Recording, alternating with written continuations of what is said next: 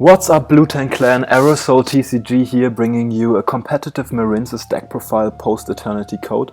I think this set, and especially Master World 5, improved Marincess a lot, so let's jump right into it. So for the main deck we are of course on 3 copies of Blue Tank. She's by far the most essential main deck monster, and now post Eternity Code there are 2 different 1-card combos you can do with her.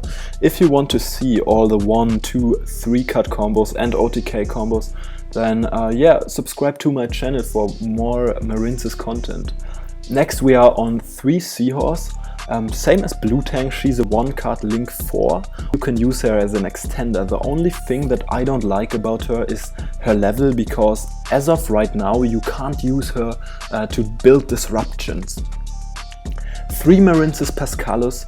Pascalus definitely got a huge buff in Master World 5, since now we can make Bahamut Shark into Toad, often before our 5th summon, which finally gives Marincess the ability to play around Nibiru and also counters Crow and Ogre, which are extremely impactful against this deck. Lastly, we play 1 copy of Mandarin. You can send her with Blue Tank into the graveyard, and from that point there's a few playlines that you can access exclusively with Mandarin.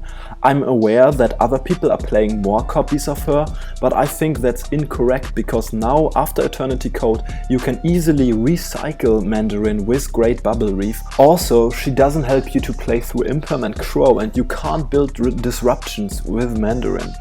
For our extenders we played 3 copies of Silent Angler and 3 copies of Tenyi Spirit Shitana. So Shitana and Angler are simply superior to most other extenders like Sea Archiver, Crusadia Arborea, Scriptron, and in Master World 5 they also completely outclassed the Frog package. To name just a few reasons why I think that they are the best extenders. So firstly, if you make Bahamut Shark into Toad before your 5th summon, you can play through hand traps and you have an out to evenly matched outside of Solemn Judgment. Then after you summon Toad, you can use the Bahamut Shark as an extender for your Marincess combo. Also, you don't care if any of these cards get banished by Desires, and you don't need to introduce bricks into your deck like Ronin Toadin. And lastly, in order to beat meta strategies like Eldritch, Adamancipator, Orcust or Salad, you often need to set up Abyss Dweller turn 1. That's why I max out on these guys. For our last monsters we are on 3 copies of Ash Blossom. It's just super generic and versatile, this format, and right now this is actually the only hand trap in the main deck. I picked up Marincess earlier this year when Spiral was meta, and I started with 15 hand traps in the main deck, and now after like 4 months of testing we are all the way down to 3 Ash. And why that is the case I will tell you later when we are done with the traps. So for the spells we are on 3 Mining. Most of the times you want to search Blue Tank with this. 3 Desires, hands down best card in the deck, since you don't care about any card getting banished except the field spell. Speaking of which, we are only on 1 copy of Battle Ocean. This card is essentially a brick, that's why I think running a 2nd copy is incorrect. Sometimes you will banish this card by Desires, that hurts, but there's only a 25% chance of banishing this card by Desires, and also you have to realize that post Eternity Code this deck can OTK without Battle Ocean. Next we are, believe it or not, on 3 copies of Book of Moon. I think Book right now is highly underrated, and in this format I choose to play Book over cards like Imperm or any other hand trap for multiple reasons. So first of all, in the Adamancipator matchup, Book is much stronger than Imperm, especially going first. With Book you can flip down the normal summon of Adamancipator, leaving them without a rock on the field, and they can't revive the monster with Adamancipator's Sign. Against Eldritch, you can Book the Jet Synchron and completely shut down their Needle Fiber play. Also going second, you can use Book against the Golden Lord himself, turning all their traps into vanilla monsters if they can't get a second Eldritch on the field. Generally, going second, Book is great at baiting out different cards like Mechaba, Herald of the Arclight, Bowload Savage Dragon. You can even flip down cards like Winder or Beguska. Then our last spell is Called by the Grave, since you often need your Desires and your Silent Mining to resolve. In addition, DD Crow is highly popular right now, and a well-timed Crow can hurt this deck a lot.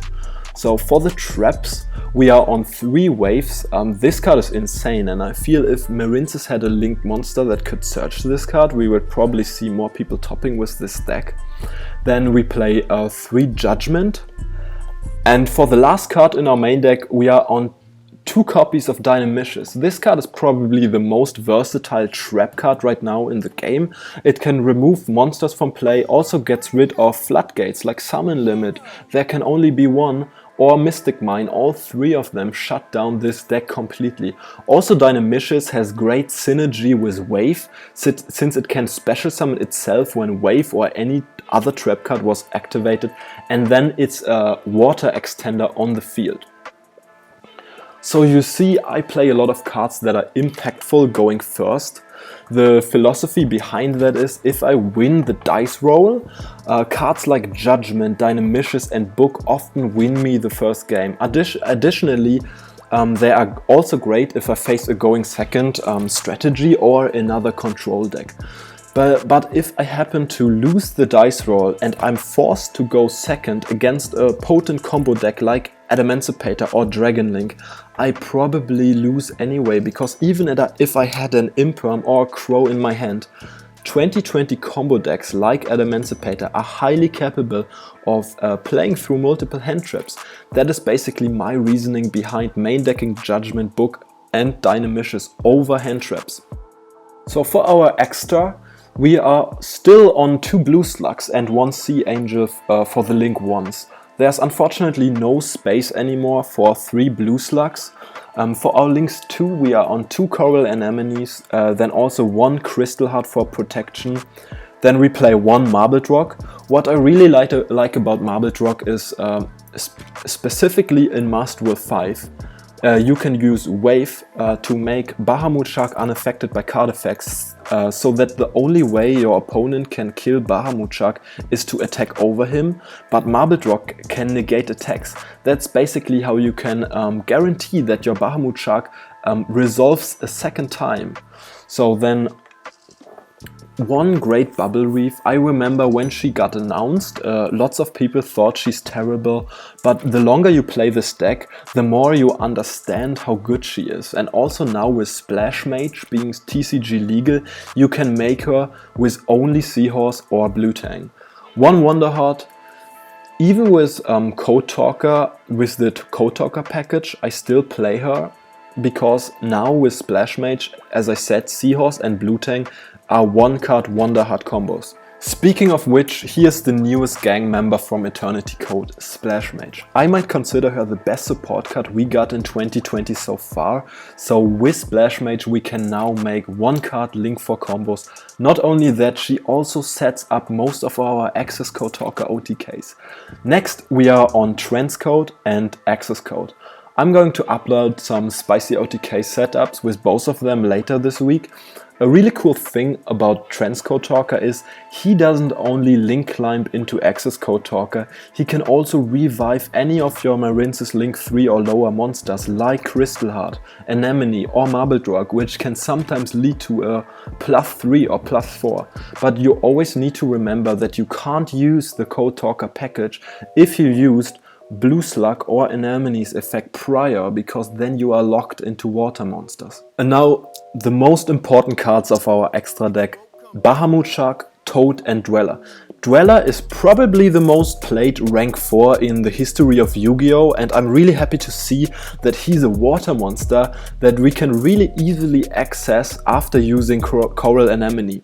And lastly, Master World 5 gave us Bahamut Shark into Toad, which is the best thing that could have happened to Marincess, because now you can play around hand traps reasonably often, and Toad just deals so well with all the evenly matched and lightning storms that people will side against this deck. Before Master World 5, this deck was extremely reliant on opening Judgment to counter evenly, and now I'm so glad that this issue is fixed. So Access Code Talker is kind of expensive right now. And that's why I want to give you a really strong alternative for the Code Talker package. So if you want, just cut them out and replace them with Number 101 and Trigate Wizard. So Number 101 is just super easy spot removal for this deck, and probably the biggest advantage this card has over the Code Talker package is that you can special summon 101 after you got locked into water, and once you used 101's effect to suck up a monster, you can just link it off for any Marincess link. The second card I can highly recommend to you is Trigate Wizard. Same as Code Talker, you can really easily summon this card through Splash Mage. And what makes Trigate Wizard absolutely ridiculous in this deck is not the negation effect, it's mainly his first and second effect that apply when he's linked. So the first effect allows the co-linked monster to inflict double battle damage. So in your second turn, you summon him under your Bubble Reef. Your Bubble Reef usually sits around 6k attack, which means when she is co-linked with Trigate Wizard and attacks into a monster with 2000 attack, she does around 8k battle damage. That's why Trigate Wizard enables the cheesiest OTKs in this deck. In addition to that, you can also use his second effect to banish a card your opponent controls, which then triggers Bubble Reef and gives her another attack boost. So since we are focusing heavily on going first in the main deck, I really want to show you which cards I'm usually siding going second. Obviously my side deck is constantly changing and adjusting to beat the most competent strategies. Well, that's why I'm only showing you guys a selection of my favorite picks for this format. Because of the way my main deck is built, I usually devote all 15 side deck slots for going second cards. So my top picks for this format are evenly matched. I don't own this card on paper, but I definitely recommend siding it. Dark Ruler No More is quite an obvious pick. This is your main method to counter any monster heavy combo board, especially at Emancipator boards. Cyclone is good against back row, especially against Eldritch. I like that Cyclone is versatile, so you can also side it against some matchups going first. Then Lance is super good this format, you see it pop up in many top lists.